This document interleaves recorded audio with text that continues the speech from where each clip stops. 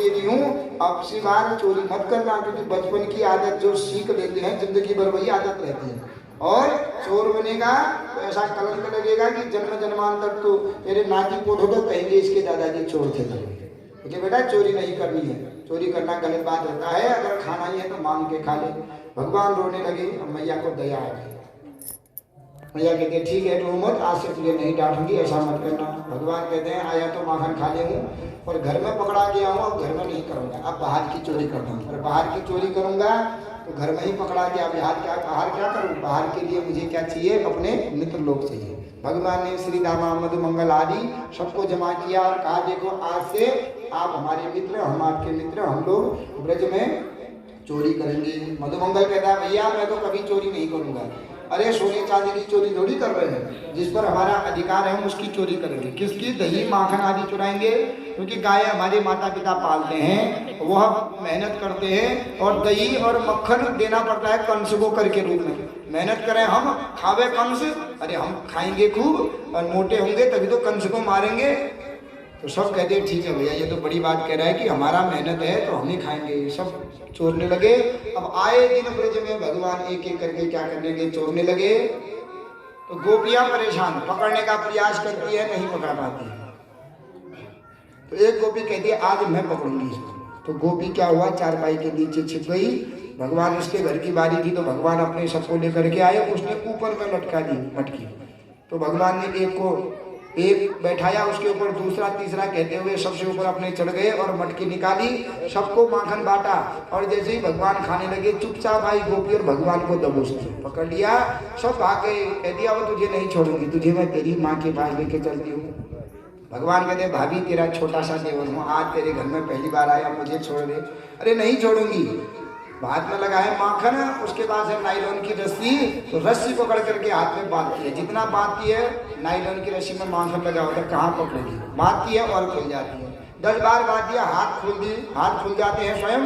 भगवान कहते भाभी तू ये बता तेरे घर में तेरी सास है कि नहीं है? हाँ है। जेठानी है कि नहीं है? हाँ है। ननद है कि नहीं है? हाँ है। सब तेरे घर में है, तेरे को किसी ने गांठ लगाना नहीं सिखाया? अरे सिखाया तो था, पर क्या करूं तेरे हाथ में गांठ ही नहीं लग रही। रुक जा मैं बताता हूँ। हाथ बंद कर। भाभी ने भी हाथ बंद कर दिए, बातों पर आ गई तोतली वाणी पर। हाथ बंद कर दिए, देख भाभी 1 गांठ 2 गांठ 3 गांठ 4 गांठ, ये देख मद गांठ लग गई। भाभी ऐसे, अब भाभी खोले, भाभी का हाथ ही बंद है। हाँ अब जान गई, ऐसे ही मालूंगी, अब तू भी खोल। भाभी एक चीज बताना भूल गया था। क्या? मेरे गुरु ने गांठ लगाना तो सिखाया था, गांठ खोलना तो सिखाया ही नहीं। तो आज उसी का हाथ बांध करके भगवान रघु चक्कर हो गए, भाग गए। और गोपियां आई कि उसने पकड़ा होगा तो देखा कि आज उसी के हाथ बांध करके भगवान चले गए हैं। दूसरी कहती तेरे बस की नहीं है, आज मैं पकड़ूंगी। तो दूसरी ने क्या किया? मटके से एक रस्सी बांधी और दूसरे कमरे में उससे घंटी बांधी, ताकि मटका हिलेगा, घंटी बजेगी तो बाहर से कुंडा बंद कर दूंगी और पकड़ लूंगी। भगवान गए, जैसे उस गोपी के अंदर गए, देखा कि एक रस्सी बंधी है मटकी के साथ, कुछ न कुछ गड़बड़ है। सबसे कहा चुपचाप रहो, सब चुपचाप उसी कमरे में रहे। भगवान उस रस्सी के आगे पीछे गए तो देखा घंटी बंधी है। घंटी से कहा कि घंटी जब तक मैं नहीं कहूँगा तब तक तू मत बजना। तो घंटी कहते ठीक है महाराज, मानो जी आपकी बात।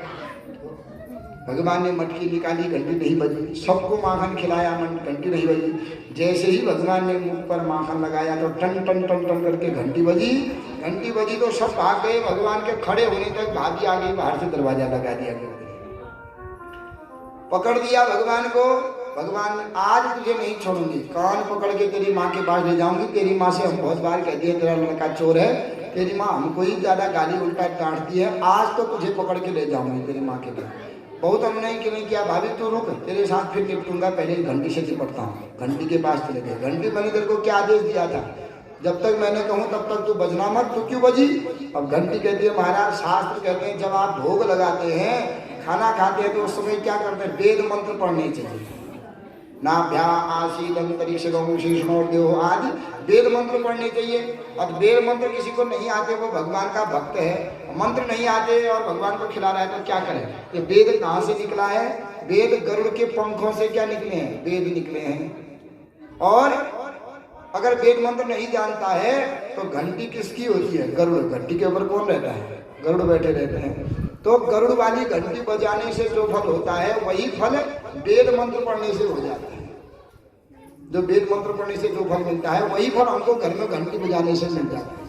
तो महाराज आप भोग लगा रहे थे, मेरे पास वेद मंत्र थे नहीं, मैं गरुड़ मुखी हूँ, गरुड़ मेरे सर पर है, इसलिए मैं बच गई। महाराज तो शास्त्र तो कहते हैं आपके भोग लगे में मंत्र होने चाहिए, तूने किया तो ठीक और मुझे पकड़ दिया। देख आज मैं तुझे श्राप देता हूँ कि आज से तुझे कोई कितना ही पूजे, जब तक तुझे मारेगा नहीं तब तक तू नहीं बजेगी। और घंटी कद के पूज नहीं बाजे, एक टन आवाज कर दे होती ना। शंख घंटी और मूर्ख ये दूसरों के बजाने से ही बसते हैं। सांप कद के फुकरा पुज करना नहीं बजे, एक फूक हाथ टूटाट कर टूटाट हो जाए तो सब मूर्ख आदमी हो कद के पुज मने कान में उठे थे स्टूडियो कॉला ने, अरे एकदम आग बबूला हो जाए। तो जो दूसरे की बातों में आग बबूला हो जाता है वो कौन है? वो मूर्ख होता है। शंख और मूर्ख दूसरे की बजाय से बसते हैं। घंटी कितनी भी पूजा करो, जब तक थप्पड़ नहीं मारोगे घंटी को हाथ से तब तक घंटी बजेगी नहीं। तो तू सबके हाथ से मार खाएगी और तब तू आवाज करेगी, अब तब तक तुझे कोई कितना पूजे तो नहीं बजेगी। भाभी से क्या, भाभी छोड़ दे, नहीं नहीं, भाभी ने पकड़ा हाथ और ले जाने लगी। भगवान को लेके चली गई। अब भाभी के सिर में भी वस्त्र नहीं है तो कह दिया भाभी तुझे शर्म लाज है कि नहीं है? तू बताएगा मुझे शर्म लाज। देख रास्ते में जा रही है मुझे पकड़ के, रास्ते में तेरे ससुर मिलेंगे, सास मिलेंगे, जेठ मिलेंगे और उनको अपना मुंह दिखा के चलाएगी जाएगी, कम से कम मुंह तो बंद कर।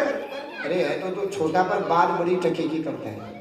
निकाला बनारसी साड़ी का घूंघट डाल दिया। कभी जाओगे वृंदावन सभी लोग गए भी होंगे तो यहाँ तो घूंघट डालना छाती पर, इतना घूंघट होता है वहाँ। अरे बात तो बढ़िया करा, घूंघट है बनारसी साड़ी का दिखे नहीं, अरे कैसे जाऊंगी? अरे भाभी मैं ले जाऊंगी।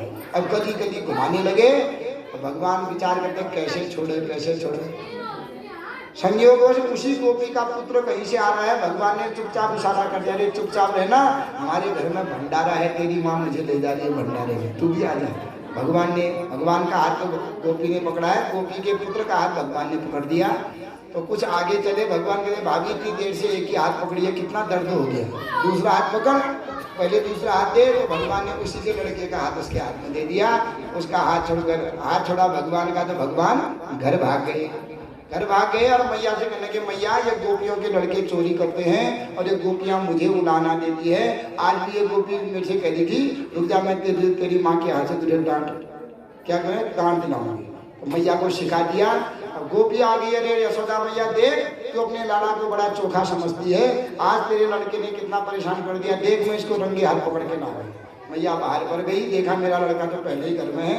अरे तू पहले अपना मुख तो खोल, मुख खोला और तू मेरे लड़के को कह रही पहले देख कौन है।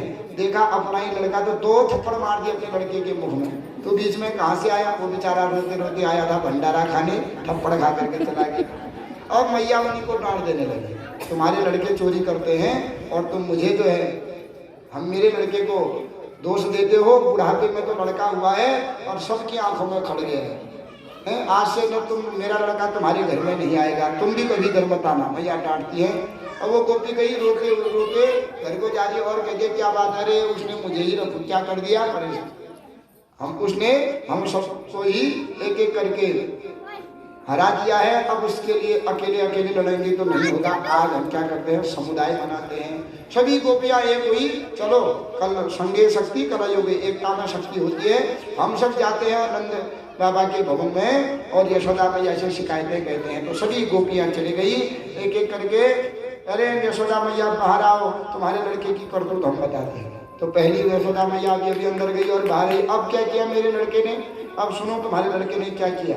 पहली गोपी कहती है वत्सान मुंचत क्वचिद समये क्रोध संजातः स्तेयं स्वादवतः दधिपयः कल्पितैः स्तेययोगैः मर्कान् भोक्षन् विभजति सचे नास्ति भाण्डं भिन्नति द्रव्यालाभे स ग्रहकुपितो याति तत्रोष शोकान्। एक गोपी कहती है मैया वत्सान मुंचति, तेरा जो ये लाला है ना ये बछड़ों को खोल देता है। मैया कहती है ठीक है, तुम दूध लगाने जाती होंगी तो तुमको मेरा लड़का बछड़े खोल देता है तो तुम्हारी सहायता ही होती होगी। नहीं नहीं मैया, सहायता कहाँ करता है, क्वचित असमय में कर देता है। जिस समय हम दूध लगाने जाते हैं कहते कन्हैया कमर दर्द हो रही है बछड़े को खोल दे, तो कमर में हाथ लगाता है, मैं तेरा नौकर हूँ कि अपने आप अपना काम कर। और जैसे ही दूध लगाने से पहले आता है और सभी बछड़ों को खोल करके सब दूध पिला करके अपना काम करके चला जाता है। मैया पकड़ती है कान, पीछे छिपे हैं भगवान कान पर, तूने ऐसा किया? हाँ मैया किया। क्यों किया?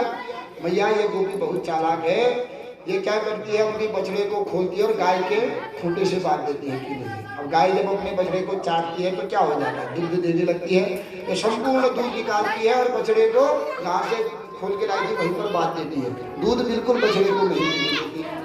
माँ गाय को दूध अपने बछड़े के लिए देती है। तो ऐसा कहा तो मैया ने कान थोड़ा ठीक कर रहा किया, मेरे लड़की तू तो पापी है कि बच्चे के हिस्से को भी चोर करके खाती है। तो गाय जब दूध देती है तो अपने बच्चे के लिए देती है, हमारे थोड़ी देती है। अरे अगर हमने पाल रखा है तो कम से कम थोड़ा आगे, थोड़ा लगाने से पहले दूध और थोड़ा लगाने के बाद कम से कम थोड़ा रख तो दो। गाय को कितना भी दूध लगा लोगे, अपने बच्चे के लिए गाय दूध छिपाए ही रहती है। कम से कम वो तो पिलाने दो उसको, और उनके हिस्से का भी निकाल करके बछड़े का हिस्से का। ठीक किया मेरे लाला ने। वो बेचारी पीछे चले गई। दूसरी कहने लगी स्तेयम स्वादवत कतिपय कल्पितै स्तेय योगै। स्तेयम नाम चोर, इसने क्या किया, मेरे घर में आया, पहले खुद माखन खाया, फिर अपने मित्रों को खिलाया, फिर इसने एक ऐसी आवाज निकाली कि सभी बंदरों को बुलाया। सभी बंदर आए, बंदरों ने भी जब पेट भर माखन खाया, बंदर भी चले गए। फिर इसने जितने माखन की मटकियां थी सबको फोड़ दिया। माँ इतना परेशान करता, ये खाए कोई बात नहीं, एक एक मित्र खाए कोई बात नहीं, बंदरों को खिलाया कोई बात नहीं, और अंतिम में इसने फोड़ के चला गया। बहुत बुरा किया। मैया कहती तूने ऐसा क्यों किया? किया? हाँ मैया किया। क्यों किया? मैया हम जा रहे थे गली से, तो देखा कि इस गोपी के घर के अंदर से बहुत भयंकर बदबू आ रही है। देह सड़कों को हो चुके हैं इनका मान बैठी उसी ने क्या पिंड को धोना नहीं भाई, छाँच दिना नहीं पैसे ऐसे बाल रही एक दिन नाक कर उसी ना उनको अजान को इसकी दादा गया मुझे कोई कोई आदमी में नो नहीं, कोई तो बढ़िया बना हम बड़े बढ़िया, कोई कि इसे चिकनी नारी उसकी सुंदरी पेट भर जाऊँ। 3 प्रकार है वो छाँच जान साहब कोई 3 प्रकार है उनका छाँच है। एक मुझे आपुली, एक मुझे देवोली, एक मामूली। न जाना है तुम एक व्याख्या करने का। अपन मुझे अपन ही बनाई जाएगी स्पेशल प्योर एकदम बिल्कुल पान नहीं, वो अपन ही नहीं है। अगर तुम लिए अपन वाले बना रहे स्पेशल पे मांगने ही ना रहे हो, अरे छाछ ने बना रहा है बोलते और फिर दिलाते हो वहाँ आधे पान अल्लाह आधे छाछ देना। तो भाई आपुली माने अपने लिए जो बनाई जाती है उसको स्पेशल। दूसरे ने देवुली, देवुल माने कहले तुम दी रहे तुम्हारा बिना ना दिन तुम छान बनो कर जा पान आता जाता। अरे वो खा रहा है वो दिन पढ़ने दो, वो खा रहा है अरे दून तब तो हमारे दिना नहीं वो दियो तो वो देवुली वो मध्यम उन गए आधा पानी आता होगा। एक वो मांगूनी को कशे निकल आगे तुम्हारे घर में ना पिंडो खुगल कर दी दिलाओ सही ना दिला ना मिला जो मांगने नहीं आ रही। 3 प्रकार छाछ आगे 3 लक्षण हो गया। अब तुम कस दी था कल बनो था तुम्हारे हाथ में था अजान तो सब बाजार वालों मांगने की जन रहा है बड़े गाँव में मांगने की जन रहा है छाछ तो ये अलग अलग दिन जा रहे। तो आपुल वाले पे नहीं दिन जो स्पेशल हो आपुल वाले छाछ पुका रह नहीं गया। अगर दिन पड़ गया तो वहाँ आधे पानी हरा आते क्या। तो मैया हम जब इन गोपी के घर से गए तो क्या देखा हमने कि बहुत ही दुर्गंध आ रही थी। अंदर देखा तो मटके में माखन सड़ा हुआ था, खूब चित्ती लगी ना पे माखन है। तो हमने विचार किया इस माखन को तो कोई खाएगा नहीं। हमने बंदर थे, बंदरों को बुलाया तो बंदर आए तो मरकान भोक्षण, मर्क कहते हैं मरकान कहते हैं बंदरों को, क्योंकि जो मारता भी है और काटता भी है। थप्पड़ भी मारता है ना, और जानवर या तो काटेगा ही या मारेगा ही। गाय मारेगी, कुत्ता काटेगा, पर जो बंदर होते हैं वो दोनों चीज मारता भी है, थप्पड़ भी मारेगा, दांत भी काटेगा कि नहीं, दोनों चीज करता है इसका। इसलिए इसका नाम क्या है मरका। मारेगी काटेगी कि मारका, जो मारता भी है थप्पड़ भी मारता है और दांत भी काट देगा। तो बंदरों को बुलाया तो बंदर आए तो बंदरों ने क्या किया, मटके को सूंघा और कहने लगे छी छी छी छी ऐसा हम खाते हैं। बंदर खाने से पहले क्या करते हैं, सूंघते हैं। बंदर को दे दोगे पहले बिल्कुल नहीं खाएगा जब तक सूंघेगा नहीं, कुछ भी दे दे पहले सूंघेगा उसके बाद खाने योग्य होगी तो खाएगा, नहीं तो फेंक करके चला जाएगा। बहुत चालाक होता है बंदर है। तो बंदर आए और उन्होंने सूंघा और वो भी अपना नाक निचोड़ के चले गए। हमने विचार किया जब बंदर ही नहीं खा रहे हैं, कोई मानव ये माखन खाएगा तो वह तो बीमार हो जाएगा मैया, इसलिए हमने नष्ट कर दिए घर। मैया कहते ठीक किया मेरे लोला ने, इतनी माखन सड़ा नहीं था, या तो किसी को दान दे देती या घी बना देती, इस माखन को कोई खाता तो बीमार होगा, बढ़िया किया। ये बेचारी भी पीछे हट गई। अब तीसरी आ गई, वह कहने लगी द्रव्यालाभेश ग्रह पुपितो या तुत क्रोशतो का। मैया ये हमारे घर में आया, हमारे घर में माखन हाकन तो कुछ था नहीं, गाय पालनी रखी है मैंने, बीमार हूँ। तो रात्रि में आया, कुछ मिला नहीं, मैं और मेरे पति सोए थे, इसको कुछ मिला नहीं तो क्या कहने लगा, यह घर है कि शमशान घाट, कुछ भी नहीं है खाने की चीज यहाँ। अब इसके मन में न जाने क्या उपाय सूझा। मेरे पति भी सोए थे, मैं भी सोई थी। मेरे पति की लंबी लंबी शिखा है, मेरी लंबी लंबी चुटिया है, तो उनकी शिखा को मेरी चुटिया से बात करके भाग गया। अब प्रातः काल मेरे पति उठे, जितना उठे वो मेरी शिखा के जो है चुटिया के द्वारा शिखा और नीचे, और उठे और नीचे, और उठे और नीचे। तो क्या हो गया, जब उन्होंने देखा कि इसने आज अपनी चुटिया के साथ मेरी शिखा बांधी है, तो 4 थप्पड़ बिस्तर में बिना किसी मतलब के मार दिए। तो मैया इसने तो मारी खिला दी मुझे, मेरे पति के हाथ में। मेरे पति कभी नहीं मारते थे, पर सुबह सुबह उठते ही इसने मार खिला दी, और तब से वो मेरे साथ बोल नहीं रही है, मेरे घर में लड़ाई करा दी इसने। तो कहना तूने ऐसा क्यों किया? हाँ मैया किया। क्यों किया मैया? इसका पति 4 बजे उठ जाता है, अपने लिए पानी रखे, इसके लिए पानी रखे, नहा धो के देवताओं को नहलाता है, चाय बना करके झाड़ू वाड़ू लगाता है, चाय बना करके जब 7 बजे इसको देता है तब यह उठती है। और इसलिए मैंने सोचा कि ये पति के साथ उठ जाएगी तो पति का जो है कहाँ हाथ बटाएगी काम में, और कहती है मैं बीमार हूँ, कुछ नहीं कर सकती हूँ। घूमने के लिए 10-10 किलोमीटर जाती है, घर में झाड़ू नहीं लगा सकती है, खाना नहीं बनाती है, होटलों में खूब खा के आती है। तो काम करने के लिए बीमार है, घूमने के लिए खाने के लिए बीमार नहीं है। अचानक से बहुत ज़्यादा कसम हो चली गए। हाँ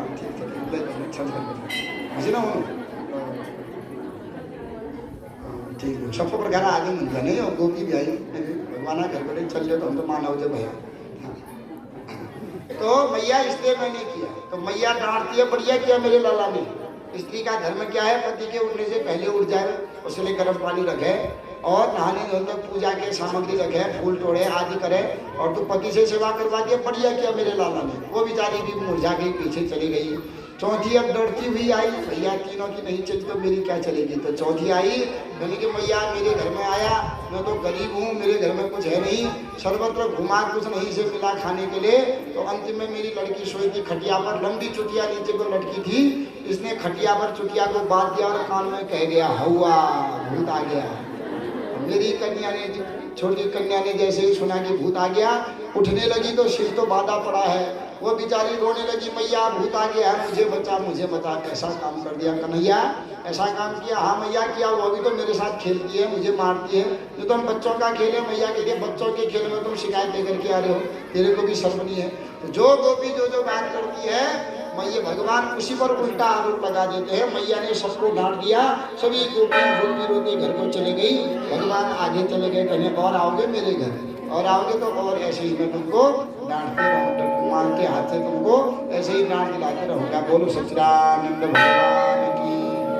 तो एक दिन क्या हुआ, भगवान ने खेल खेल में मिट्टी खाई, तो भगवान के मित्रों ने कह दिया कि मिट्टी खाई है। मैया ने कहा मुँह खोल। भगवान ने मुंह खोला तो भगवान के मुंह के अंदर भू भुव स्वः मह जन 14 लोक, सूर्य चंद्रमा अग्नि वायु इंद्र वरुण सभी देवी देवता, संपूर्ण 14 लोक मैया ने भगवान के मुख में देख दिए। अब कहने लगी जिसको मैं अपना पुत्र समझती हूँ, यह कौन है? यह तो साक्षात भगवान है। भगवान की पूजा करने लगी, लल्ला की। भगवान कहते हैं मैया अगर मुझे भगवान समझ जाएगी तो मेरी तो लीला ही समाप्त हो जाएगी। क्यों? घोर कलयुग आ रहा है, कलयुग में क्या गति होती है भगवान की? घर में एक छोटा कमरा बना के रख देते हैं, घर पर जो ड्राइंग रूम चाहिए, बैठक चाहिए, और खाने पीने चाहिए, सब खुला है। मंदिर में एक कमरे से दूसरे कमरे बैठ सकते, छोटा होकर आके मंदिर, तो तुम नाम पाठ में लगा दी है भगवान ने। और ये कहते हैं मंदिर में छोटा जगह होगी, मंदिर में एक दिन बैठे तो दूसरा बैठने की त्याग नहीं होता है कि नहीं? तो भगवान कहते हैं कलयुग में क्या होगा, छोटा कमरे में बंद कर देंगे, अपना खुद टीम टाइम खाएंगे, हम मुझे खिलाएंगे भी नहीं, और मन पड़ी तो ताला लगा करके मुझे बंद करके चले जाएंगे। और जब विपत्ति आएगी मेरे पास आएंगे, खाते पीते सोते समय, हंसते समय, घूमते समय मेरी याद नहीं आएगी, मुझे भूल जाएंगे, छोड़ करके घर में चले जाएंगे। बुझी ना हूँ आज नाटक से आज क्या करना न होना, आज इसने करना उसने करना, विपद आए फिर जाना क्या करना होगा। अरे उनको भी तो भूख लगती है, प्राण प्रतिष्ठा करते हैं ना हम लोग, प्राण डाल दिया तो हमारे जैसे प्राण तो उनमें भी है, मर के क्या करना होना, हमने हमारी चूना पकड़ के पकड़ दिला हमारे को रगड़ पीड़ा हो, उसमें तो प्राण है। हल्के जैसे छोटे बच्चे के अंग होते हैं वैसे ही क्या है, नहलाओ खिलाओ, रोज दूध का भोग लगाओ, रोज तो घर में मिठाई आदि बनाना है, पहले भगवान को खिलाओ, कुछ नहीं भी है, कम से कम भगवान है तो कुछ तो उनके सामने रख दो, उनको भी तो भूख लगती है। एक फूल चढ़ाओ मन आके, जो फूल चढ़ा के बात चढ़ा दो, मन आएगी चढ़ाई के नहीं तो उनको भी तो भूख लगती है, उनमें भी तो प्राण है। तो चेतन कैसे होगा? चेतन माने उनमें शक्ति कैसे होगी? जब रोज हम उनको नहलाएंगे, रोज उनको फूल चढ़ाएंगे, आरती करेंगे, उनको भूख लगाएंगे, तभी तो उनमें शक्ति आएगी। अब रोज एक महीने में एक दिन बात जरूर गया जो भगवान का बड़ी जान मन वो अपने आप होके भरे हैं, उनको काशी प्रसाद देते। इसलिए भगवान कहते हैं मंदिर में क्या होगा, बड़ी ही विडंबना होगी, मुझे भगवान नहीं बनना है। भैया ने मुझे भगवान समझ दिया तो मेरा तो माखन खाना मेरा बंद हो जाएगा, एक जगह बंद कर देगी घर में। भगवान ने वहाँ पर दृष्टि डाली तो माँ भूल गई, पुनः मुंह खोल दिया तो अब तो देखा था भूल गई, वहाँ कोई याद ही नहीं। फिर इस प्रकार भगवान ने माँ को अपने मुख पर क्या कर दिया, संपूर्ण विश्व के दर्शन करा दिए। एक दिन कन्हैया जी सोए हुए थे, मैया जी मट्ठा बनाती है और मट्ठा बनाते बनाते मन में स्मरण करती है कि मेरा खाना इतना दूसरी वाणी में बोलने लग गया है, कितना आनंद देता है, छुम छुम करके चलने लगता है, पायल बसती है। तो माँ आनंद से सोच रही है कि मैं कन्हैया रोने लगे, मैया मैया करके रोने लगे। माँ शीघ्र उठी, मट्ठा बनाना छोड़ दिया, दूध रख के आई और कान्हा को पकड़ के गोद में बैठाया। अब कन्हैया रो रहे हैं तो मैया ने अपने स्तनपान करा दी, दूध पिलाया, भगवान ने थोड़ा दूध पिया।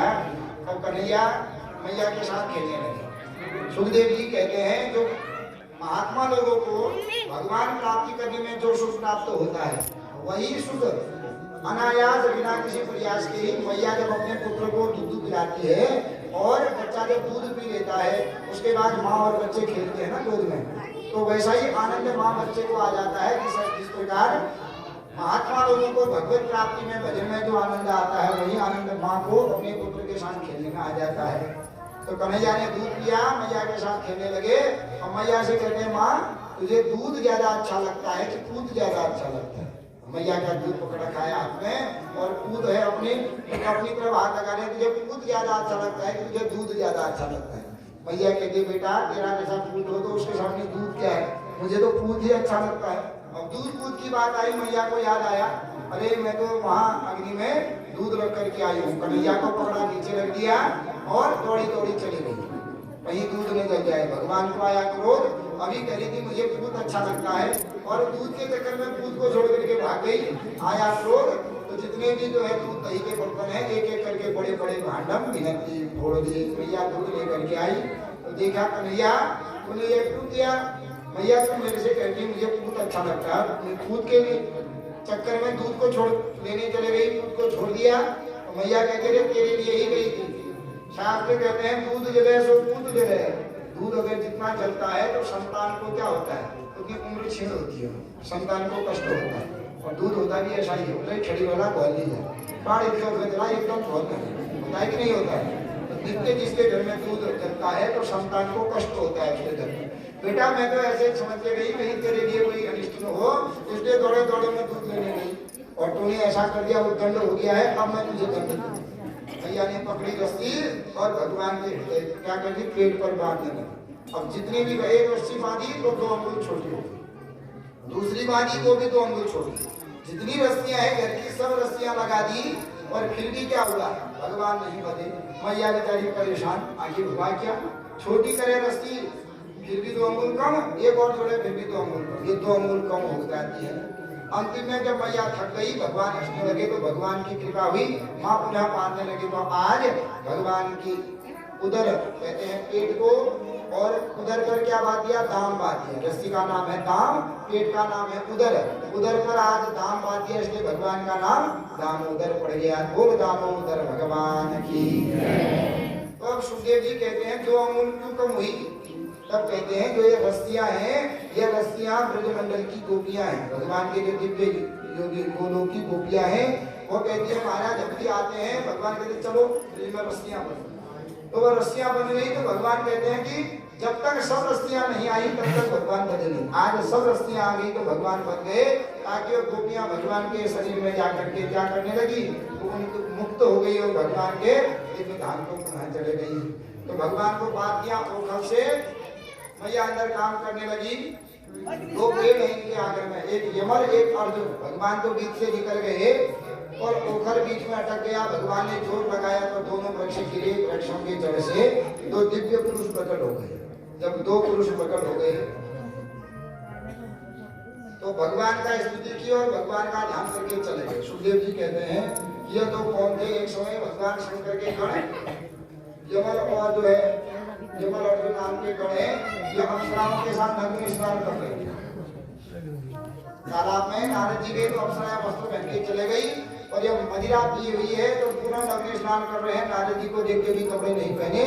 नारद जी को आया क्रोध, तुम बुद्धि तुम्हारी जड़ हो गई है, जाकर के तुम वृक्ष बन जाओ। जब श्राप मिला प्रार्थना करी महाराज क्षमा करें, कहा तुम वृक्ष बनोगे, भगवान आएंगे तुम्हारा उद्धार करेंगे और मुक्त हो जाओगे। तो आज वही यमल और अर्जुन क्या करने लगे? मुक्त हो गए भगवान कृष्ण करते। एक दिन फल बेचने वाली आई, भगवान कहते मुझे भी फल दे दो।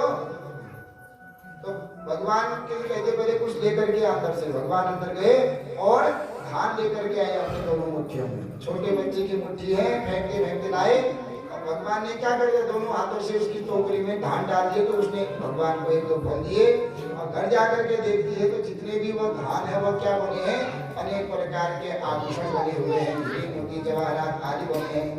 तो अब अपने को धिक्कारने लगी कि जिससे मैंने फल देने से मना कर दिया उससे मैंने क्या किया? पहले ही अगर मैं दे देती तो आज मैंने जब उससे मांगा तो उसने मुझे दे दिया। जब मैं अगर उससे नहीं मांगती और मैं उसने मुझसे फल मांगा मैं उसे फल दे देती तो वो मुझे क्यों क्या नहीं देता? जब बिना मांगे उसने मुझे इतना दे दिया है तो अगर मैं उसकी इच्छा के अनुसार उसको फल दे देती तो वो मुझे क्या नहीं देता? घर जाकर के पछताने लगी कि वह कोई और नहीं, वह साक्षात ब्रह्म है।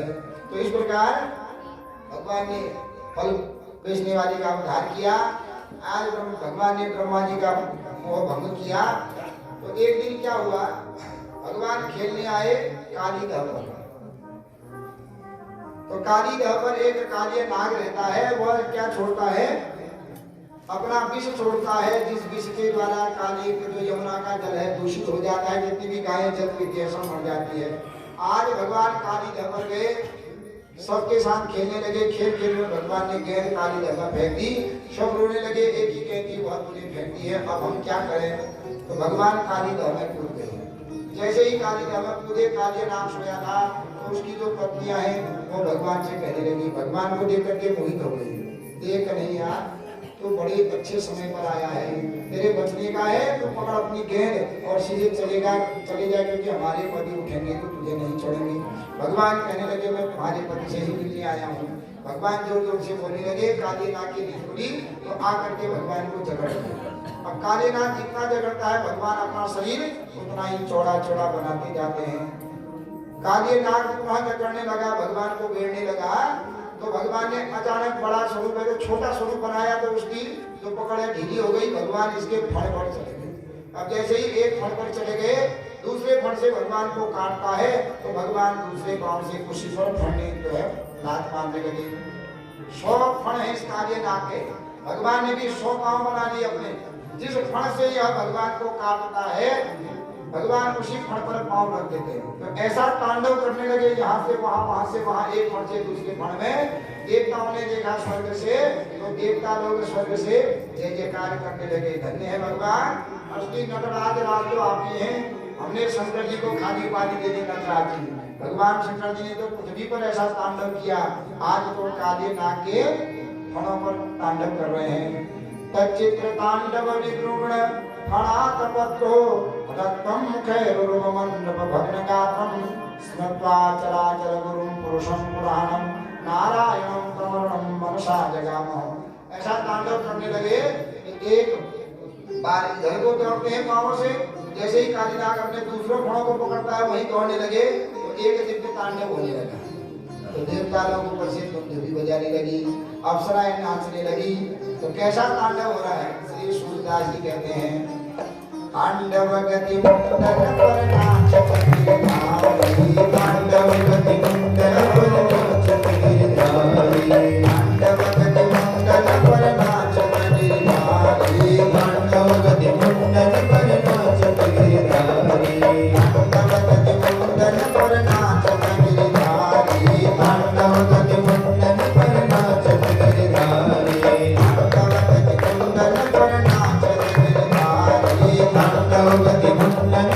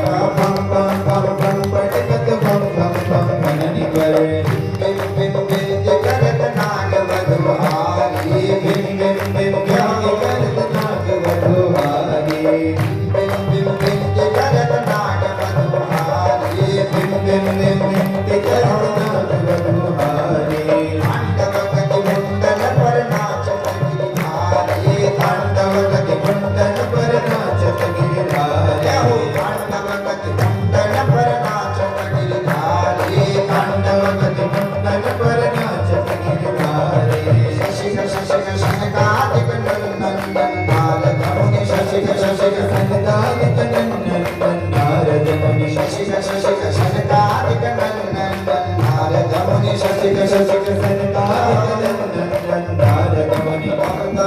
देव सकल बम बम बलिहारी दम दम दम देव सकल बम बम बलिहारी दम दम देव सकल बम बम बमहारी दम दम दम देव सकल बम बम बलिहारी हो तांडव गति मुंडन पर नाचत गिरधारी तांडव गति मुंडन पर नाचत गिरधारी विविध विविध विद्याधर दम दम दम देव सकल विविध विविध विद्याधर दम दम दम देव सकल गम गम गम गंधर्व नाचत देखारी गम गम गम गंधर्व नाचत देखारी हो तांडव गति मुंडन पर नाचत गिरधारी तांडव गति मुंडन पर नाचत गिरधारी तांडव गति मुंडन पर नाचत गिरधारी तांडव गति मुंडन पर नाचत गिरधारी तांडव गति मुंडन पर नाचत गिरधारी तांडव गति मुंडन पर नाचत गिरधारी बोलिए काली मंडल भगवान की ऐसा तांडव लगे लगे तांडव गति मुंडन पर नाचत गिरिधारी। गिरिधारी जो गिरि को धारण करने वाले हैं वो एक दूसरे फण पर ऐसा नाच कर रहे हैं, तांडव होने लगा। जब नाचते नाचते जब तक इसमें ताकत थी अपने फणों को उठाता है पर भगवान उसी फण को दबा देते हैं। अंतिम में क्या करने लगा, उन फणों से उल्टी करने लगा खून की। अब फण खाने की भी ताकत नहीं है। नाग पत्नियों ने देखा अब ये बचेगा नहीं, नाग पत्नियां भगवान की स्तुति करते महाराज छोड़ दो। भगवान कहते छोड़ दूंगा और किसने गलती कर बैठे ये माफी मांगे। नाग की पत्नियां कहते महाराज इनका नाम दीनबंधु है, जो इनकी समय चला जाता है उसका उद्धार हो जाता है, माफी मांगो। काली नाग कहता मैं क्यों माफी मांगू, गलती मेरी होती तब मैं माफी मांगू। भगवान से प्रश्न करता है हमको नाग किसने बनाया। भगवान कहते हमने, हमारे अंदर जहर किसने भरा, मैंने। हम किसकी आज्ञा से काटते हैं, मेरी आज्ञा से। जब सब कुछ आप करते हैं तो हम गलती आपने कर रखी है, नाग आपने बनाया, हमारे अंदर जहर आपने भरा, आपकी इच्छा से तो हम काटते हैं और आप दंड मुझे दे रहे, मैं नहीं मारूंगा। तस्मात् भगवान ही कारण तत्र, इसके कारण आप है तो मैं दंड नहीं, आपसे क्षमा यात्रा नहीं करूंगा। तो भगवान निरुत्तर हो गए। भगवान कहते यहाँ से चले जा, क्योंकि तू जब विष फेंकता है तो मेरी गायें मर जाती है, बहुत ब्रजवासियों को कष्ट होता है। महाराज यमुना धाम इसलिए आया हूँ कि आपका जो पक्षीराज गरुड़ है आपका वहां को तो जहाँ देखे मुझे मार देता है, इसलिए यह काली देह में आया हूँ। क्योंकि गरुड़ को श्राप है कि यमुना नदी में शर्कों को मारेगा तो जैसे ही विचार आएगा उसके मन में कि शर्कों को मारूं तो वो उसी समय मर जाएगा गरुड़। इसलिए महाराज मैं बाहर जाऊंगा तो आपका गरुड़ मुझे खा देगा। भैया तू यहाँ से जा नागालैंड में जा, वहाँ कोई गरुड़ नहीं आएगा। कभी गरुड़ आ भी गया मारने का सोचेगा तो गरुड़ अपने आप मर जाएगा। और तेरे सिर पर मेरे पाँव के चिन्ह हो गए हैं, तेरा तो वंश ही क्या हो गया है, मेरा भक्त हो गया है। तो अब तू चले जा। अपनी पत्नी पुत्रों को लेकर के काले नाग चले गया। आगे भगवान एक दिन गोपियां क्या करती है, नित्य नग्न होकर के स्नान करती है। भगवान बहुत कहते हैं देखो नग्न नहीं नहाना चाहिए, नग्न नहीं नहाना चाहिए, लेकिन कोई भी गोपी नहीं मानती है। तो आज हेमंते प्रथमे मासे मंडप प्रजा कुमारिका चेरुर्हरिर्विषुभुञ्जानां कात्यायनी अर्चन व्रतम। हेमंते प्रथमे मासे, मंगशीर और पुष के महीने को कहते हैं हेमंत महीना। तो आज हेमंत का महीना, मंगशीर का महीना आ गया। तो मंगशीर के महीने में सभी जो गोपियां हैं वो भगवती कात्यायनी की पूजा करती हैं और प्रातःकाल 4 बजे यमुना नदी में जाकर के नग्न स्नान करती है। भगवान बहुत समझाते हैं नहीं मानी। तो आज गोपियों से पहले भगवान चले गए। जैसे गोपियां कपड़े खोल करके यमुना नदी में गई तो भगवान सबके कपड़े उठा करके कदम के वृक्ष पर चले गए। अब गोपियां नहाए बाहर आने लगी, देखती हैं कि हमारे कपड़े नहीं है, बाहर कैसे जाएं। ठंड होने लगी, मंगशीर का महीना ठंड होता है। इधर उधर देखने लगी हमारे कपड़े कहाँ थे, कपड़े कहाँ है। वो काना ठीक ही कहता था कि कपड़े पहन के ना हो। अब हम लोग घर जाने के योग्य हैं, यहाँ रहने के योग्य है। कहाँ क्या करें, हमारा कपड़ा कौन ले गया। तो ऊपर से भगवान कपड़े लहराते हैं, अरे गोपी आ जाओ, बाहर आओ, अपने अपने कपड़े ले जाओ। अरे कन्हैया तुम्हें धर्म की है तो हमारे कपड़े क्यों ले गया, हमारे कपड़े हमको दे। भगवान कहते बाहर आओ तब कपड़े ले जाओ। अरे तू कैसी बात कर रहा है, तेरे सामने हम कैसे आए बाहर। भगवान कहते मैंने कितनी बार तुमसे कहा नग्न मत नहाना, लेकिन तुम नहीं मानी, तो बाहर आओ अपने कपड़े ले जाओ। अरे इस रात्रि में कौन देख रहा हमको, हम क्या जाने तेरे मन में ऐसा पाप है कि हमको हमारे कपड़े लेकर के जा रहा है, तभी तो हमको कह रहा था। अभी रात को हमको कौन देख रहा है? भगवान कहते कोई नहीं देख रहा है। जिस जल में तुम स्नान कर रही हो, जल का देवता होता है वरुण देवता। कोई नहीं देखता है तो वरुण देवता का तो अपमान हो रहा है नग्न नहाने से, जल में कुल्ला करने से, जल में मलमूत्र जो है नदी आदि तालाबों में मलमूत्र करने से, जल में नित जो है निर्वस्त्र नहाने से क्या होता है? वरुण देवता नाराज होते हैं, उनका अपमान होता है। अरे गलती हो गई, कपड़े दे दे। नहीं नहीं, बाहर आओ, कपड़े देंगे, तब कपड़े दूंगा। तो भगवान की आज 6 वर्ष की उम्र है, गोपियां भी 6 वर्ष की। सभी प्रार्थना जब ठंडा होने लगा, बहुत मनाया, नहीं मानी, तो भगवान से प्रार्थना करती हैं, श्याम सुंदर तेजास्य सर्वामतबोधिकं देहि वासांसि धर्मज्ञ नोचे त्राके प्रवाम्यहम्। हे श्याम सुंदर, हम तो तेरी दासियां हैं, जो तू कहेगा हम करेंगे, पर हमारे कपड़े दे दे। हे धर्मज्ञ, तू तो धर्म को जानने वाला है, हमारे कपड़े दे दे। भगवान कहे नहीं, बाहर आओ, मुझे तब कपड़े ले जाओ। अब उजाला होने लगा, गोपियां बेचारी भयभीत देखकर ठंडे में सिकुड़ गई है और कहते हैं कपड़े देने वाला नहीं है। अब उजाला हो जाएगा तो सब आ जाएंगे, सब भैया बाहर जाओ और कपड़े दो। सभी गोपियां जो है अपने दोनों हाथों से अपने दोनों मर्म स्थानों को, गुप्तांगों को ढकते हुए गई और भगवान के पास अब तो दे दे। भगवान कहते पहले प्रणाम करो तब दूंगा। भगवान बड़े कौतुकी हैं, ऐसे थोड़ी दूंगा, तुमने गलती कर रखी है, पहले मुझे प्रणाम करो तब तुम्हारे वस्त्र दूंगा। अरे तो धर्मज्ञ नाम का धर्मज्ञ है, तो जानता है धर्मज्ञ, हम सब स्त्रियां हैं और हमारे एक तो कपड़े छोड़ रहा है, दूसरा हमसे छोटा है, हमसे प्रणाम कर कह रहा है हम भगवती की पूजा करने जा रही हैं, तो श्राप लगेगा। अपने आप लगता है श्राप, पहले प्रणाम कर लो, नहीं तो धूप आ रही है तो सब लोग आ जाएंगे। क्या करें बेचारी, अपना दाहिना हाथ अपने इस तरह से हटा करके भगवान को प्रणाम करती हैं।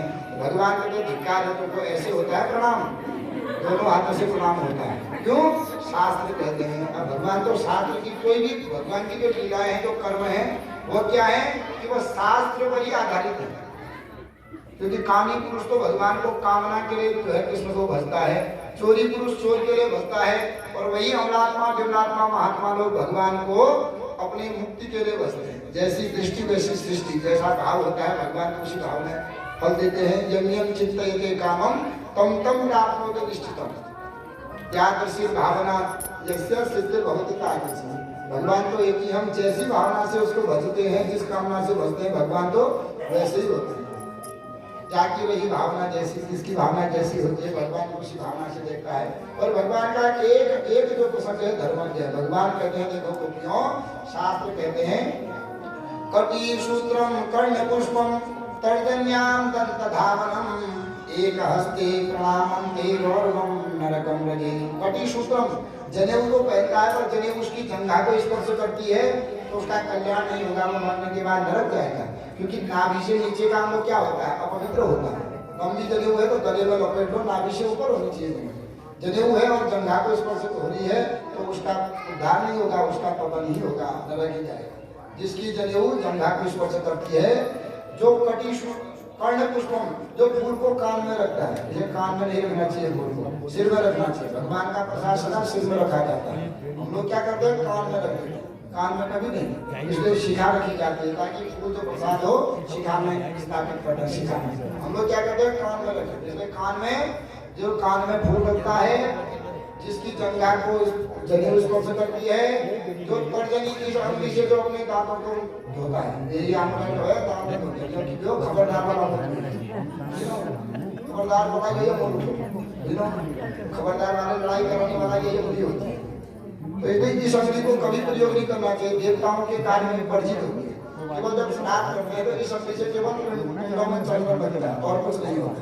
शंकर को करते हैं तो ये अंगुली ऐसे बाहर हो जाती है।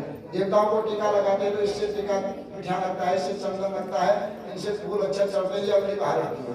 तो ये क्या होती है, सब कार्यों में अंगुली क्या रहती है, बाहर होती है। क्योंकि ये क्या करती है, दूसरों के दोष को दिखाती है। नहीं कहते खबरदार है बंधुगले ये चलसी सजने चल। तो ये अंगुली जो है दूसरों के दोषों को दिखाती है, और ये 3 अंगुलियां अपने दोषों को दिखाती है। हम दूसरे पर एक अंगुली उठाते हैं तो 3 अंगुलियां हमारी ओर आ जाती हैं। अरे तू कैसा है, पहले अपने को देख, फिर दूसरे को अंगुली करेंगे। तो ये अंगुली जो दूसरों के सदा दोषों को देखता है, उसका कल्याण नहीं होता है। ये अंगुली सदा दूसरों के दोषों को देखती है। ये 3 अंगुलियां अपने दोषों को देखती है, इसलिए 3 अंगुलियां पूजनीय है। इसलिए जो इस अंगुली से तर्जनी अंगुली से दांतों को धोता है, और जो एक ही हाथ से प्रणाम करता है, वो भी नरक जाता है। अगर एक का हाथ कर देना, छोटा मेरे सीधे सुना देना, कोई नोट लगा हुआ है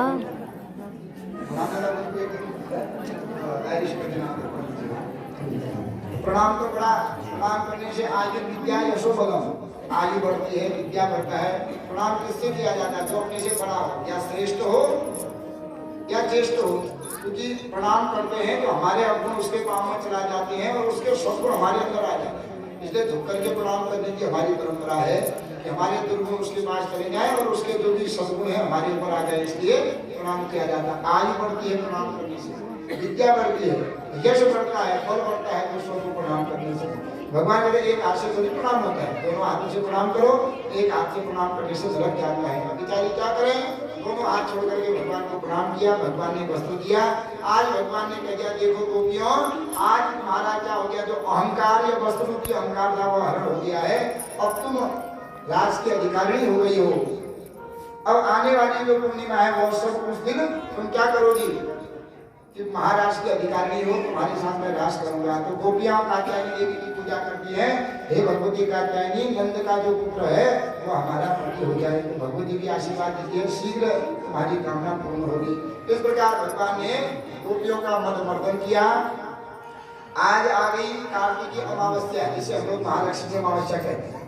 भगवान आए गोकुल में तो क्या देखा कि सबके घर में बड़े बड़े जो है बर्तनों में पकवान पक रहा है। कुछड़िया लेना है ना, बड़े खुशबू कहाँ जैसा माई बड़े खजूर खजूर बन रहा है ना, तो बड़े खुशबू आ रही है। तो भगवान भी आए तो सब जगह क्या हो गया, भगवान के खुशबू आ रही है। अंदर गए तो मैया ने बड़ी बड़ी कढ़ाइयाँ चढ़ा रही है, पुए मालपुए आदि पूरी आदि बना रहे हैं। तो बच्चों की क्या होती है, आंखों में भूख होती है, जिस चीज को देख लेंगे मुझे भूख लगी है, मुझे भूख लगी है, मैया मुझे भूख लगी है, दे दे। मैया कहते नहीं तेरे लिए नहीं है, तो किसके लिए है? या तो जय जय के लिए है। मैया ये जय जय कौन है? इंद्र है। माया इसकी पूजा क्यों होती है, क्यों होती है, कैसे होती है? पर 50 प्रश्न पूछ दिए। मैया कहती तेरे बातों का अगर उत्तर देने में रहूंगी मेरे हाथ चल जाएंगे, बाहर जा तेरे बाबा बैठे हैं उनसे पूछ। बाहर चले गए और जाकर के नंद बाबा से पूछने लगे, ये पिताश्री कथ्यतां मे पितः कोयं संभ्रमो प्रमुखागता किं फलं कस्य नोद्देश्यं केन वा साध्यते मखः। हे पिताजी, मैया कह रही थी कल को जय जय की पूजा होगी है, जय जय कौन है, इसकी पूजा क्यों होती है, किस लिए होती है और इसकी पूजा करने से क्या फल मिलता है, ये कौन है हमारा देवता जय जय। भगवान की बात सुन करके नंद बाबा कहते हैं पर्जन्यो भगवान इंद्र मेघात्मूर्तयः ते विवर्षन्ति भूतानां प्रीणनं जीवनं पयः। बेटा जो हमारा देवता है वो कौन है? वो इंद्र है। पिताजी को इंद्र दिखता कैसा है? बेटा देखा तो नहीं, हमारे बुजुर्ग कहते थे जो बादल है आत्ममूर्त है, यही आत्ममूर्ति है। बादल ही क्या है? इंद्र की मूर्ति है। हम इंद्र की पूजा करते हैं, इंद्र प्रसन्न होता है, बारिश करता है, बारिश से अन्न भी होता है, घास भी होते हैं, जितने चर जीव जंतु है सब बारिश के द्वारा ही उनकी वृद्धि होती है। इसलिए बेटा इंद्र की पूजा कर रहे हैं। पिताजी जब इंद्र देखा नहीं तो उसकी पूजा करने की क्या जरूरत है? आप बताइए, सारे ब्रजवासी इंद्र की पूजा करेंगे, हम इंद्र की पूजा नहीं करेंगे। इंद्र बारिश करेगा तो हमारे नीचे वाले ऊपर वाले खेत में करेगा, हमारा खेत छोड़ देगा, इन्होंने पूजा नहीं करेगी। अरे जब बारिश होती है तो एक ही जगह होती है। पिताजी मैं तो यह कहता हूँ कि कर्मणा जायते जंतो कर्मणेव विलीयते, सुखम दुखम भयम क्षेमम कर्मणे चा विबद्धते। कर्म से ही मानव शरीर मिलता है, कर्म से ही सुख दुख लाभ हानि जन्म मरण सब क्या होता है, कर्म से ही होता है। अब जैसे कर्म हो गए तो दैव दैव आलसी पुकारा। अरे ये आलसी लोग कहते हैं भगवान भगवान भगवान करके, खाना भगवान ने हाथ दे दिए, पाँव दे दिए, रहने के लिए घर दे दिया, खाने के लिए जमीन दे दी, खेत दे दिए, पीने के लिए जल दे दिया, वायु दे दी, फिर भी कहोगे भगवान होगा तो मुझे घर बना के देगा, भगवान होगा पका करके देगा, भगवान होगा तो भगवान होगा तो ऐसा देगा। भगवान ने तुझे सब कुछ दे रखा है, तुझे करने की जरूरत है। खा भगवान ऐसा तो नहीं करेंगे खा पका करके तेरे मुंह पे रखेंगे या तुझे खिलाएंगे। भगवान कृपा कर सकते हैं, खाने के लिए नहीं है तो कोई आ जाएगा तुझे खाना देने के लिए, अब तो कहेगा भगवान होंगे तो मेरे मुंह में डालेंगे, ऐसा तो भगवान नहीं करेंगे। भक्तों ने हाथ तो खुद ही चलाना पड़ेगा, कर्म तो करना ही पड़ेगा। तो हर समय भगवान भगवान कहना करने बात है। पिताजी ये इंद्र कोई देवता नहीं है, हमारे तो तीन ही देवता है। कौन? गो विप्रा नर पर्वता, गायें ब्राह्मण और पर्वत। तो इनकी पूजा करनी चाहिए। तो बेटा गायों की पूजा करते हैं, ब्राह्मणों की पूजा करते हैं, और किसकी पूजा करें? पिताजी हमारा जो देवता है गोवर्धन महाराज है, क्योंकि वह अनेक प्रकार की व्याधियों से हमको बचाता है, सुंदर हवा हमको देता है, लकड़ियां वहां से लाते हैं, हमारी गाय घास वहां से खाती है, सुंदर हवा हमको देता है। हमारा देवता तो वही है, गोवर्धन की पूजा करें। इस बार संपूर्ण गोकुल में कह दिया नंद बाबा ने कि गोवर्धन प्रतिपदा के दिन जो कार्तिक शुक्ल प्रतिपदा आती है, आज इनकी पूजा न करके गोवर्धन की परिक्रमा करेंगे। सभी बैलगाड़ियों में पूजा की सामग्री लेकर के चले गए। तो सभी कहते भैया आज तक हमने इनकी पूजा नहीं करी, इसकी पूजा कैसे होती है? भगवान कहते ये मेरा पूजा, मैं इसका पुजारी, ये मेरा देवता। और पुजारी की बात देवता को भी माननी पड़ती है, क्योंकि जिस पुजारी के हाथ का देवता भोग खा रहे हैं, जो पुजारी उनको नहला रहा है, धुला रहा है, देवता भी तो उसकी सुनेंगे कि नहीं सुनेंगे? अर्जी लगाने वाले कौन होते हैं? पुजारी के होते हैं। ब्राह्मण यानी भाषण के व्यंजन के नाम देवता, सबकी बात देवता मानते हैं। सब लोग देवता की बात मानते हैं, पर देवता को भी बात माननी पड़ती है। किसकी? पुजारी की और ब्राह्मणों की। ब्राह्मणों की बात देवता भी मानते हैं। इसलिए महाराज ने कहा तो पिताजी पूजा होती है 16 प्रकार की। कौन सी पूजा करोगे? पंचोपचार 5 प्रकार की, द्वादशोपचार 12 प्रकार की, और 16 प्रकार की। बेटा अधिक फल किसमें मिलता है? अधिक से अधिकम फल, जितना अधिक करोगे उतना अधिक फल मिलेगा। तो 16 प्रकार की करना। तो सभी फूल पकड़ो, ध्यान किया, शांता आकार भुजग शयनम, मंत्र पढ़ा, फूल चढ़ावा। तो क्या देखा कि एक रूप से तो वहीं पर है, दूसरे रूप से चतुर्भुज रूप में भगवान गोवर्धन महाराज के ऊपर बैठे हुए हैं। सब कहते हैं तेरा देवता बड़ा चमत्कारी है, इंद्र को इतने साल से पूर्व देखा नहीं, आज पहली बार पूजा में तेरा देवता भी आ गया। तो ध्यान कराया, आवाहन कराया, और कहते हैं मेरे देवता को नहला। तो 108 घड़े लाए हैं, नहलाने लगे तो गोवर्धन महाराज का पांव भी गिला नहीं हुआ अंगूठा में। सब कहते तेरा देवता कितने सालों से नहीं आया है, हमारे शालिग्राम भगवान को 100 ग्राम पानी में डुबकी लगाते हैं। तो नहाते नहाते जो है हम लोग फेंक रहे हैं, नहलाते नहलाते तेरे देवता का तो पाँव ही अभी गिला नहीं हुआ है। सब लोग ध्यान करो, गंगा स्वयं आएगी। भगवान ने ध्यान किया, सबने ध्यान किया, गंगा का ध्यान मन में। तो मार्ग में मानसी नाम की गंगा प्रकट हो गई। बोले मानसी गंगा की गए होंगे वृंदावन गोवर्धन, तो बीच में मानसी गंगा है। इतना भी आधी परिक्रमा करोगे, मानसी गंगा में नहाओ तो थकान सब दूर हो जाती है, फिर आगे की परिक्रमा शुरू करो। तो मानसी गंगा के द्वारा नहलाया, धूप दीप नैवेद्य सब प्रकार की पूजा कर दी, आरती कर दी। सब थके, अब पता कन्हैया तेरे देवता की पूजा अब कितनी है? पिताजी सब प्रकार की अभी एक ही बची है, वो क्या है? प्रदक्षिणा। क्योंकि शास्त्र कहते हैं यानी कानी च पापानि जन्मांतर कृतानि च तानि सर्वाणि गच्छन्तु प्रदक्षिणा पदे पदे। यानी कानी, यहाँ के वहाँ के न जाने कहाँ के हमारे जो पाप हैं, देवता की पूजा करके जो हम घूमते हैं ना, एक एक करके परिक्रमा करते हैं, तो एक एक पाँव आगे बढ़ाने से हमारे अनेक जन्मों के पाप दूर हो जाते हैं और हम निर्मल हो जाते हैं, और पूजा का शांत फल हमको प्राप्त हो जाता है। तो पिताजी अब परिक्रमा करो। तो सभी कहते हैं ठीक है, परिक्रमा पकड़ो। क्या करें? हाथ में फूल पकड़ो, फूल पकड़े। और गोवर्धन महाराज की परिक्रमा कितनी है? 7 कोस की। 3 कोस का 1 किलोमीटर होता है, तो कितना हो गया? 7 21 किलोमीटर की परिक्रमा है। अब जाएंगे तो देर हो जाएगी। तो आज की कथा को यहाँ पर विश्राम देते हैं। कल को भगवान के इंद्र का मदमर्दन कैसे हुआ, एकादशी का महत्व क्या है, जिन गोपियों को भगवान ने वचन दिया था उन गोपियों के साथ भगवान ने कैसे रास किया, कामदेव का मदमर्दन भगवान ने कैसे किया, और गोकुल से भगवान वृंदावन क्यों आए, वृंदावन में अघासुर बकासुर आदि का वध कैसे किया, कंस का वध कैसे किया, और भगवान ने रुक्मिणी के साथ विवाह किस विधि से किया। 8 प्रकार के विवाह होते हैं, और राक्षस विधि से जो है भगवान ने रुक्मिणी के साथ विवाह किया। कल को इनकी व्याख्या होगी। तो कल को भगवान का पहला विवाह होगा, परसों को भगवान को अन्य विवाह, भगवान के वंश का वर्णन, सुदामा चरित्र, और दिव्य एकादशी स्कंद की कथा। परसों को भगवान अपने स्वधाम को चले जाएंगे। तो कल को भगवान के दिव्य जो है विवाह का चरित्र है, तो आकर के कथा को श्रवण करें। और जो भी जिस भावना से माता महामाया के दरबार में आया है, मैया आप सब लोगों की मनोकामनाओं को पूर्ण करें। जो भी जिस ध्यान से आकर के आया है, जो भी आपकी कामना है, कामना पूर्ण हो, आपके रोग शोक दुख दरिद्र सब दूर है।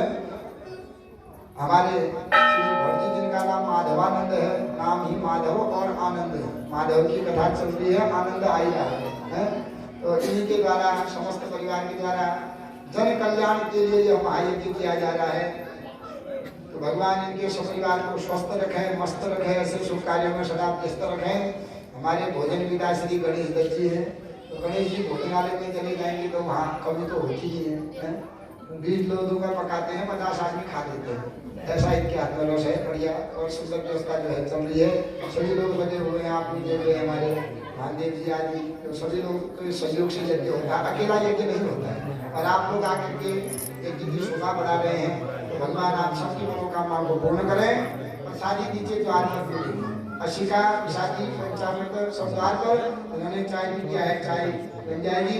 रात को आज जो है महिला टीम जाने की आ रही है, तो जो यहाँ रहना चाहता है बड़ा दिव्य कीर्तन हो रहा है। खूब खेल के लाने, खूब भागने गाँव, खूब भजन के होने, खूब भोजन के बड़ी हो रही, ऐसा दिव्य मौका बार बार नहीं है। तो आज महिला की टीम है यहाँ, बड़ा ही अच्छा उनका जो है भजन आदि करते हैं। जो रहना चाहता है खूब भगवान ने मौसम को शांत रखे, बारिश से खुल गया मौसम, तो रहना चाहता है कि बार बार ये मौका नहीं आता है। तो आप लोग पुण्यात्मा हो, भगवान की आपके ऊपर कृपा हो रही है, बहुत जन्म से बुला रहे हैं, कोई तो रिश्ता जरूर होता है। भगवान के साथ कोई रिश्ता होता है, तभी तो आप लोग घर बार छोड़ करके आए हैं। भगवान नहीं बुलाना चाहे तो यहीं पर नीचे जिसका घर है वही नहीं आ सका, क्यों उन्हें उधर नहीं हुए, भगवान नहीं बुलाना चाहे। तो आपके ऊपर भगवान की कृपा हुई है, भगवान आप लोगों को बुला रहे हैं। ऐसा कि भी मौका और नहीं आएगा। तो 5 दिन हो गए, 2 दिन हो गए, तीसरे दिन को सब अपने अपने घर में होंगे। प्रेम पूर्वक जो कहना चाहते हैं वहाँ रह सकते हैं। अब आरती होगी, सभी लोग आरती ग्रहण करते ही जाइए। उससे पहले हम चलते हैं कहाँ को, एक बार परिक्रमा करके आते हैं मन से। मन तो यही है, मन को ले चलते कहाँ, वृंदावन में गोवर्धन की परिक्रमा चलते हैं। बोलो गोवर्धन महाराज की। हम तो नहीं जाना चाह रहे हैं, पर मन नहीं मान रहा है, मन कह रहा है चलता हूँ। मैं तो गोवर्धन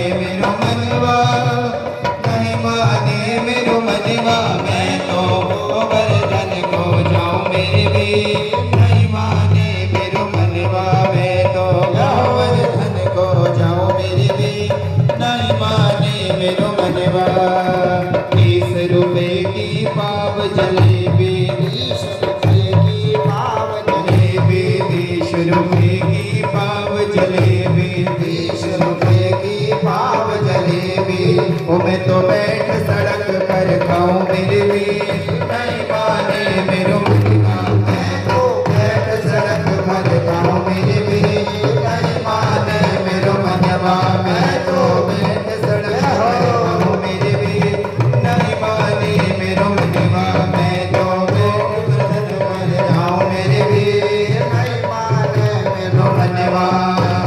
नहीं माने मेरो मनवा, नहीं माने मेरो मनवा, नहीं माने मेरो मनवा।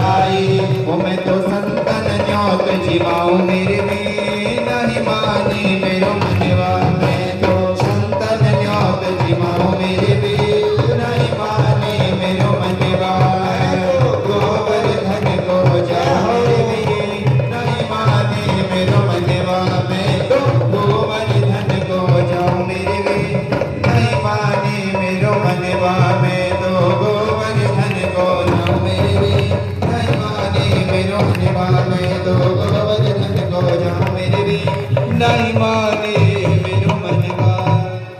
बोलो गोवर्धन महाराज की सच्चिदानंद